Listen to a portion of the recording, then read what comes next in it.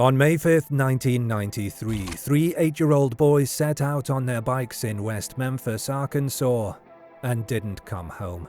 By the next day, their bound bodies were found in a muddy ditch. Within days, police arrested three local teens, Damian Eccles, Jason Baldwin, and Jesse Miss Kelly Jr. Outsiders, misfits, teenagers who wore black, listened to metal, and didn't fit in. The case became national news. Prosecutors said it was a satanic ritual. The town believed it. The jury did too.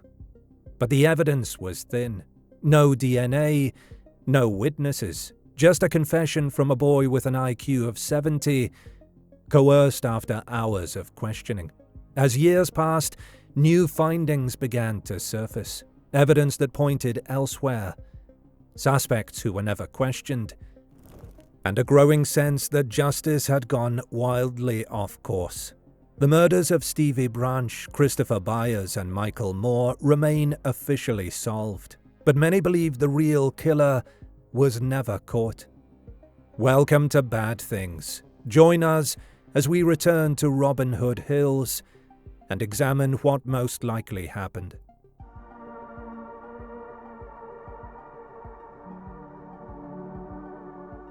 May 5th, 1993. The boys disappear. After school on a warm Wednesday in West Memphis, Arkansas, Stevie Branch, Michael Moore, and Christopher Byers, all 8 years old, met up to ride bikes. Around 6:30 p.m., they were seen near Robin Hood Hills, a wooded area dividing neighborhoods from a service road. By 8 p.m., panic had set in. John Mark Byers called police to report Christopher missing. The parents of Stevie and Michael soon followed. Officers and volunteers searched the woods through the night. They found nothing. The next afternoon, a juvenile officer spotted a black shoe in a drainage ditch. Within minutes, all three boys were found, naked, hog-tied with shoelaces, submerged in muddy water. Their clothes were shoved under sticks in the creek bed. Investigators suspected cult activity. A detail only added fuel. The case number ended in 666. The town erupted in fear. The Mr. Bojangles lead. While searchers combed the woods on May 5th, employees at a nearby Bojangles restaurant called police. A disoriented, blood-covered man had locked himself in the women's restroom for nearly an hour. Officer Regina Meek responded, but never entered the building. The next day, detectives collected blood samples from the wall. They were lost. The man was never identified. Just 2 days after the discovery, police focused on 18-year-old Damian Eccles. He wore black, talked about Wicca, and had a history of mental health issues. In the fear-soaked climate of early 90s America, that was enough. He was interviewed repeatedly. He denied knowing anything. Police noted his strange demeanor and a tattoo that read evil. He hung out with Jason Baldwin, 16, and Jesse Miss Kelly Jr., 17. Quiet, poor kids on the social fringe.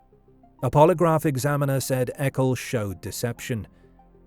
Without forensic evidence, officers leaned into the idea of a satanic ritual. July 3rd, a dubious confession. On June 3rd, police interrogated Miss Kelly, alone, without a lawyer or parent, for over 12 hours. Eventually, he confessed. He said the three teens beat and killed the boys in the woods. But he got basic facts wrong. The time of day, the method of binding, even how many boys were assaulted. Even Inspector Gary Gitchell admitted under oath that Jesse seemed confused. Still, hours later, all three teens were arrested. Gitchell told reporters his confidence level in the case was an 11. Miss Kelly's trial came first. Despite recanting his confession, and despite no physical evidence, he was convicted and sentenced to life plus 40 years. In a separate trial, Eccles and Baldwin were painted as satanic killers. There was no weapon, no DNA, and no eyewitnesses. Only fiber evidence of questionable value, a jailhouse snitch and a so-called occult expert. Both were convicted. Baldwin got life. Eccles was sentenced to death. Years later, the case began to unravel. Journalists like Mara Leverett and documentaries like Paradise Lost revealed holes in the prosecution's case. Then came the turning point: DNA testing. In 2007, a hair found in the shoelace binding one boy matched Terry Hobbs, Stevie's stepfather. Another hair linked to Hobbs's friend David Jacoby was found nearby. Neither man had been questioned in 1993. Pam Hobbs, Terry's ex-wife, testified that she found Stevie's pocket knife in Terry's drawer after the murder, a knife Stevie never left home without. "I assumed the killer had it," she said. "It made me sick." John Mark Byers, once certain of the teen's guilt, changed course. "I believe Terry Hobbs was involved," he said in 2007. Facing possible retrials and growing public scrutiny, the state offered a deal. In August 2011, after 18 years behind bars, all three men were released under Alford pleas, legal agreements where they pled guilty while maintaining innocence. They walked free, but were not exonerated. The case remains technically solved, but for many, the real killer has never been caught.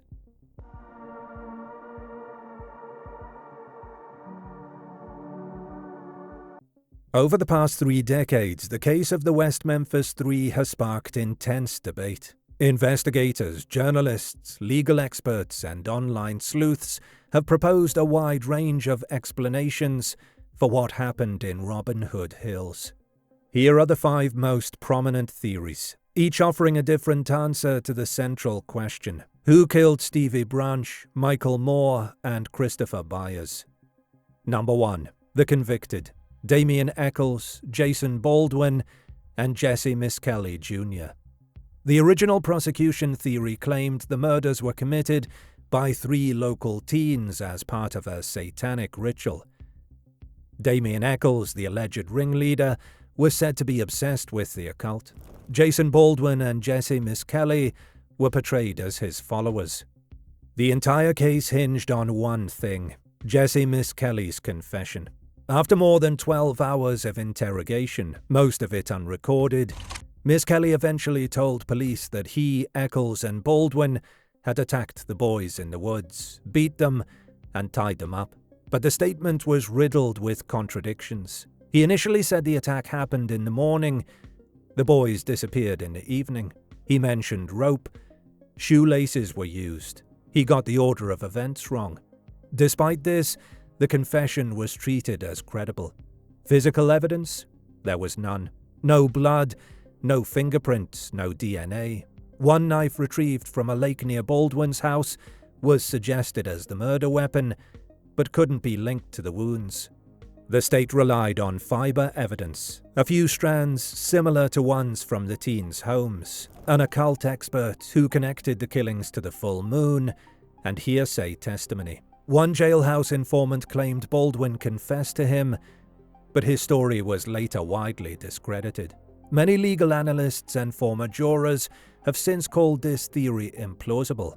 FBI profiler John Douglas, after reviewing the case, said there was nothing in the teens' backgrounds to suggest they were capable of such violence.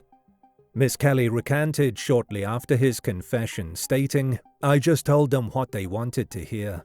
This theory requires believing that 3 teenagers committed a complex, coordinated child murder without leaving a single forensic trace, and stayed silent for decades, even under threat of the death penalty. Today, most who've studied the case view the convictions as a product of moral panic and investigative tunnel vision. Number 2. Terry Hobbs, the stepfather. In the mid-2000s, attention shifted to a new possible suspect: Terry Hobbs, the stepfather of victim Stevie Branch. Hobbs was never questioned by police in 1993, but in 2007, his name resurfaced through DNA evidence. A hair found in one of the knots tying Michael Moore's wrists was consistent with Hobbs's DNA profile. Another, recovered from a nearby tree stump, was linked to Hobbs's friend David Jacoby, who was with him on the night of the murders. These weren't definitive matches, but both men fell within the range of possibility, and neither hair matched the three convicted teens. Several other pieces of circumstantial evidence added to the suspicion. In a sworn statement, Pam Hobbs, Stevie's mother and Terry's now ex-wife, said she found Stevie's favorite pocket knife in Terry's drawer after the murders. Stevie never left home without it. I assumed the killer had taken it, she testified. Finding it in Terry's things made me sick. Family members also recalled Hobbs washing Stevie's bedding and curtains shortly after the funeral. Unusual behavior that raised questions. And in 2009, 3 new witnesses said they saw Hobbs with the 3 boys around 6:30 p.m. on May 5th, potentially placing him as the last person seen with them alive. Then there's Hobbs's history. During a 2008 civil deposition, part of a defamation lawsuit he filed after being publicly accused, he admitted to striking Stevie with a belt. The case opened a door to his past. Previous domestic violence allegations and claims from relatives that he had hinted the murders were a family secret. But this theory has problems too. The hair evidence is not conclusive. Secondary transfer could explain it. Hobbs lived with Stevie. The 2009 witness statements came 16 years after the fact, and memories can fade or be influenced. Hobbs denies all allegations and insists the West Memphis 3 are guilty. He has never been charged. Without a confession or direct evidence, the case against Hobbs remains speculative. Stronger than the original theory, perhaps, but still circumstantial. Number 3. Chris Morgan and Brian Holland, the transients. Shortly after the murders, 2 young men abruptly left West Memphis for California. Chris Morgan, 19, and Brian Holland, 20. Morgan had driven an ice cream truck in the boys' neighborhood. He reportedly knew them and had a history of drug abuse and juvenile crime. Their sudden departure raised red flags. California police, at the request of WMPD, picked them up and interviewed them on May 17, 1993. Both failed polygraphs. Morgan then gave a strange, rambling semi-confession after hours of interrogation. At one point he said, "What do you want me to do? Lie to you? I killed them and all that other bullshit." He quickly recanted, claiming he was just frustrated and sarcastic. He also speculated that maybe he'd blacked out and done it, but insisted he had no memory of harming anyone. A court later ruled the statement too unreliable to be admitted. No physical evidence ever tied Morgan or Holland to the crime. Their blood and hair samples were taken, but never matched to anything at the scene. Supporters of the West Memphis 3 have noted that Morgan's statement resembled Miss Kelly's, a confused young man interrogated for hours, eventually saying what police wanted to hear. The difference?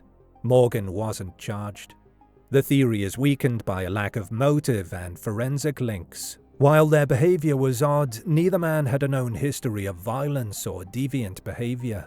Their decision to flee town could have been driven by fear, drugs, or bad timing. And unlike other suspects, no one placed them near the woods that evening.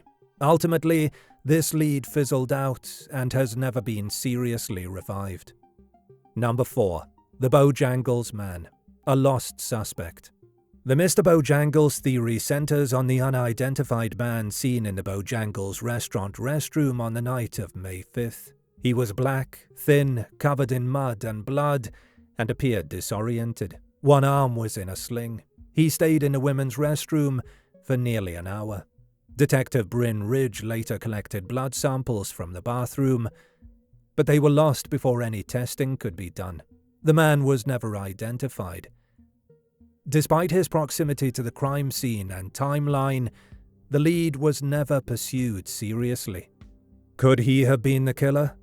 Possibly. His mud-caked clothes matched the terrain of Robin Hood Hills. His arrival at Bojangles coincided with the likely time of the murders, and a few hairs collected at the scene were identified as belonging to a black male, though not matched to anyone. The Bojangles man remains a mystery. Some theorize he was a transient who committed the murders and wandered into the restaurant in shock. Others think he may have witnessed something or been injured elsewhere.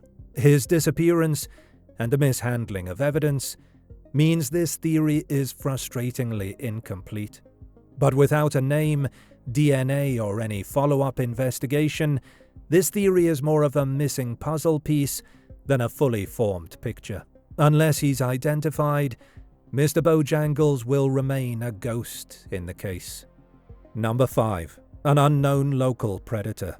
The final theory proposes that the killer was neither a parent nor a group of teenagers, but an unknown adult male, possibly living in or near the boys' neighborhood. This theory is supported by criminal profiling and circumstantial indicators.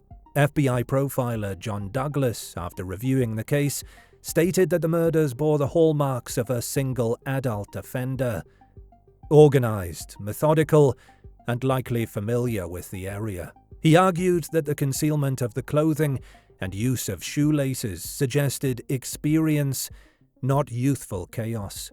One focal point in this theory is the Mayfair apartments, located adjacent to Robin Hood Hills. Residents there had direct views of the woods. One man in particular, Richard Cummings, was interviewed in 1993. He reportedly knew details about the crime not released to the public. He owned knives, had drilled peepholes to spy on a female neighbor, and years later was convicted of a sexual offense in another state.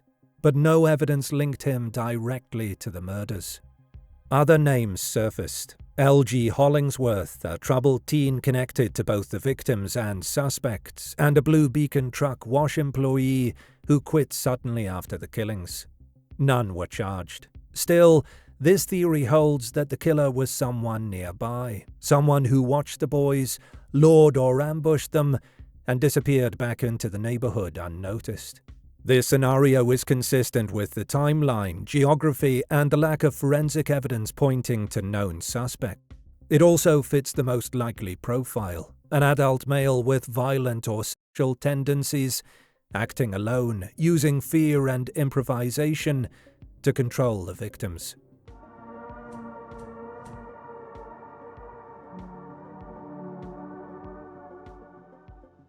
After nearly 3 decades, 5 competing theories, and a cast of suspects that includes teenagers, stepfathers, drifters, and ghosts in restrooms, one conclusion rises above the rest. Not because it's dramatic or sensational, but because it makes the most sense. Applying Occam's razor, removing what the evidence does not support, the most plausible explanation is this. A lone, unidentified adult male, likely local to the area, lured or ambushed the 3 boys in Robin Hood Hills, bound them with their own shoelaces, and carried out a sadistic attack that ended in murder. The perpetrator, an unknown local man. All signs point to a single offender, not a group. The scene was organized. The killer controlled 3 children, concealed their bodies in water, and hid their clothing under sticks and mud.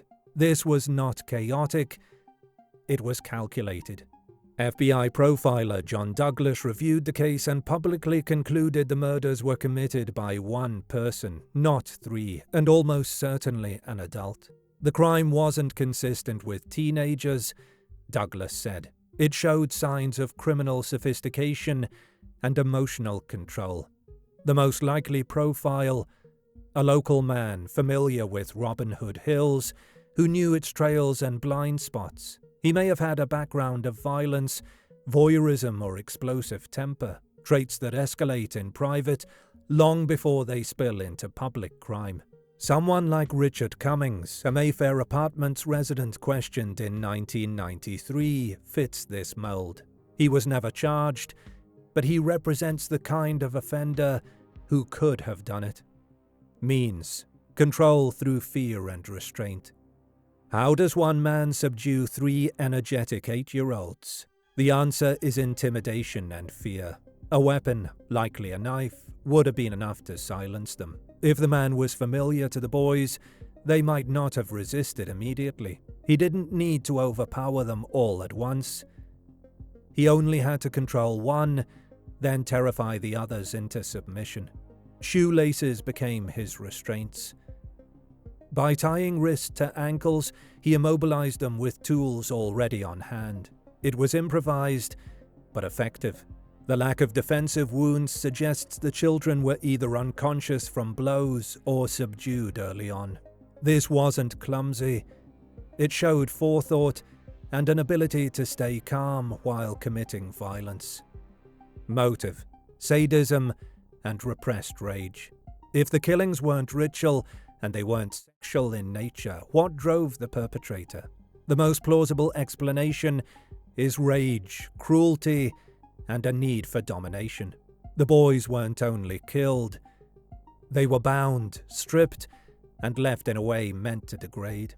This points to sadism, someone who derived satisfaction from controlling and frightening vulnerable victims. The trigger could have been something as small as resistance or defiance.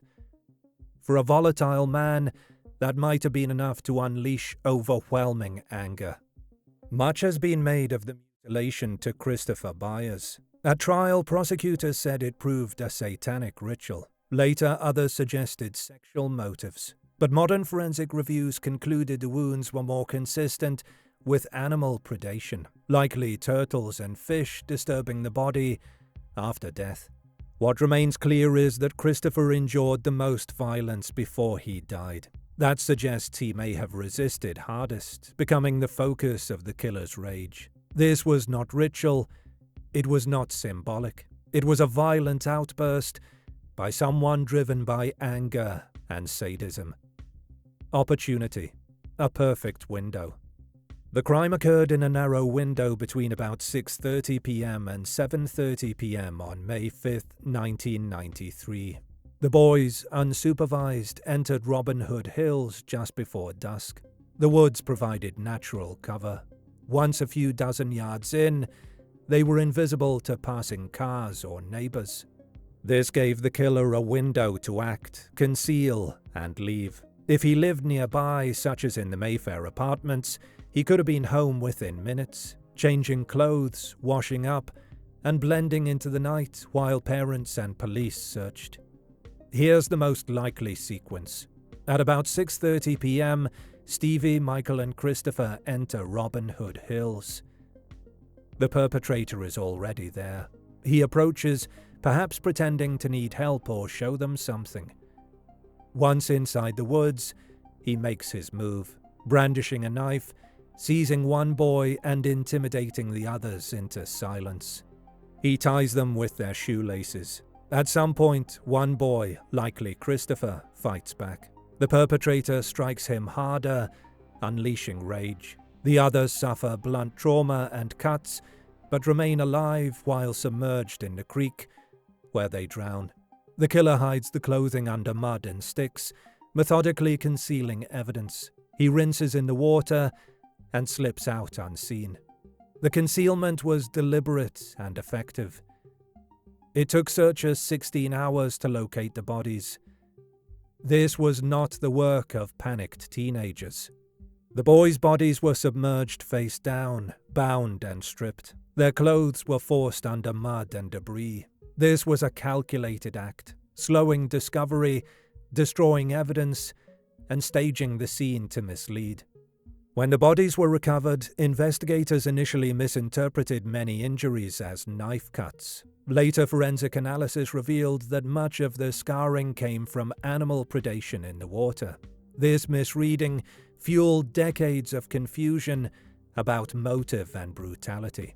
The key point is that the killer worked methodically to hide his crime. It shows experience, or at least a calmness, that is inconsistent with adolescent perpetrators. Why it wasn't the others? By elimination.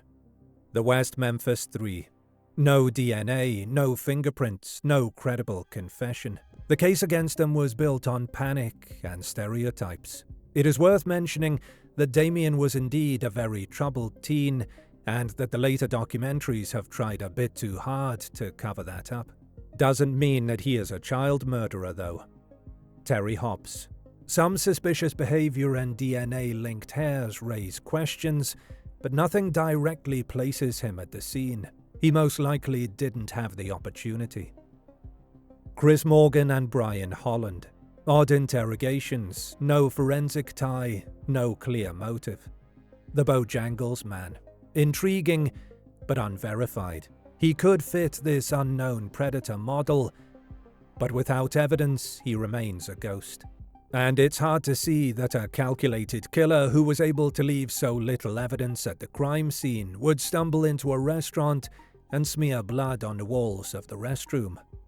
What's left is the simplest explanation. One unidentified local man committed the crime. The real killer may still be alive. He may have walked those woods again. Or he may have blended back into the community, never suspected. The final word. Back in 1993, during questioning, Damien Eccles told police the killer is probably someone local, and he won't run. That may have been the truest statement in the entire case. The simplest, most likely explanation is also the most unsettling. The killer was never caught. Not a cult, not a stepfather, not a trio of misfit teens. Just one man, angry, sadistic, familiar with the woods, and gone before anyone thought to look his way. Until new science or a confession brings clarity, the Robin Hood Hills murders remain an open wound, and the truth, hidden in the simplest explanation, is that the wrong people paid the price, while the real killer slipped quietly into the night.